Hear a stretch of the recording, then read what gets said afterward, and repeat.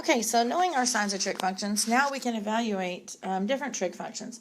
So for example, on 2, it's given cosine of theta equals 2/3 and tangent is less than 0, so we're going to find cosecant of theta.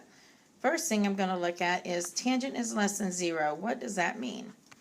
Well, tangent less than 0, what kind of numbers are less than 0? So it's telling me that tangent is negative. Well, what quadrants is tangent negative in? Well, I'm going to use my little all students take calculus, because remember, what does this tell me? This tells me where my trig functions are positive. So if I'm looking for where tangent is negative, I'm looking for where there is not an A, because that's for all of them, and not a T for tangent. So looking at that, I know I'm either in quadrant 2 or I'm going to be in quadrant 4. But how do I figure out which one am I in? Well, it also tells me that cosine of theta equals 2/3. Well, that means that cosine is positive. So I'm looking for which quadrants is cosine positive in. Well, quadrant 1 tells me that all of them are positive, and quadrant 4 has a C in it for cosine. So I'm either in quadrant 1 or quadrant 4. So look at both of these and decide which quadrant is both of them happening in. Obviously, it's in quadrant 4. So that tells me I'm going to be in quadrant 4. So in quadrant 4, I know that X is going to be positive, Y is going to be negative, and R is going to be, it's always positive. Now, how do I find what my X, my Y, and my R are to help me find cosecant?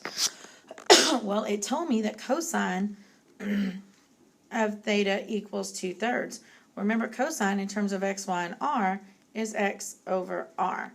So right there is telling me that X is going to be a positive 3, and R is going to be, X is going to be a positive 2, and R is going to be a positive 3. So if I know X and R, I can use that Pythagorean theorem to find Y.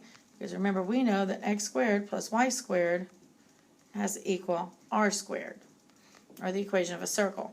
So let's plug it in and solve. So 2 squared plus Y squared equals 3 squared.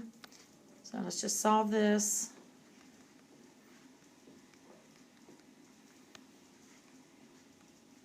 And so we get Y equals plus or minus a square root of 5. But we know we're looking for the negative because we're in quadrant 4.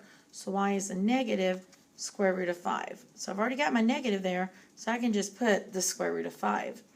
Now from there, I can go find my trig function because I'm looking for cosecant of theta. Remember, cosecant is going to be the reciprocal of, sine. So cosecant is R over Y. So we get 3 over the negative square root of 5. Can't have that radical on bottom, so multiply top and bottom by the square root of 5. And end up with a negative 3 square roots of 5 all over 5. And there's our answer.